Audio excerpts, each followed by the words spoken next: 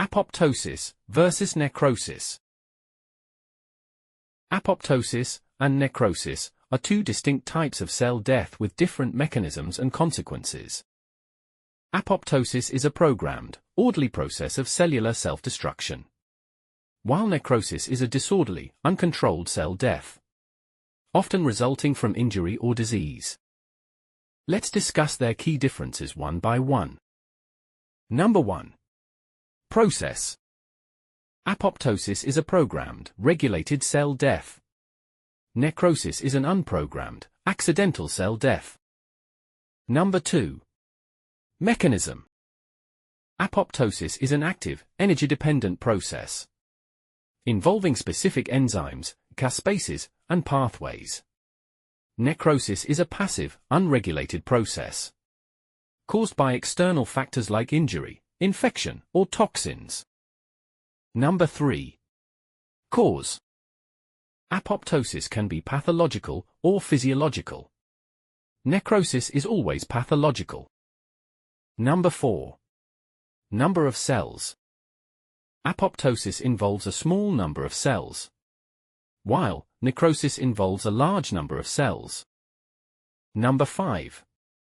Morphology. In apoptosis, cells shrink, condense, and fragment into apoptotic bodies, which are then engulfed by phagocytes, thus preventing inflammation. In necrosis, cells swell, rupture, and release their contents into the extracellular space, thus causing inflammation. Number 6. Inflammation. Apoptosis does not cause inflammation. On the other hand, necrosis causes inflammation. Number 7. Consequences. Apoptosis removes cells without causing inflammation. Thus it does not damage surrounding tissues. Necrosis can lead to tissue damage and inflammation. Thus it potentially triggers an immune response. Following are examples of apoptosis. Development of fingers and toes.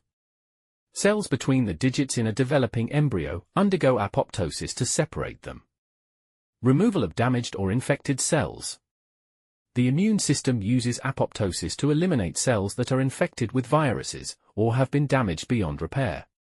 For example, cells of liver infected by hepatitis virus. Homeostasis. Apoptosis helps maintain the correct number of cells in tissues by eliminating old or excess cells. In contrast, following are examples of necrosis. Frostbite.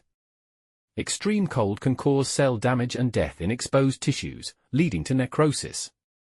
Gangrene. It often occurs in diabetic patients due to poor circulation and increased susceptibility to infection, resulting in tissue death and necrosis. Heart attack.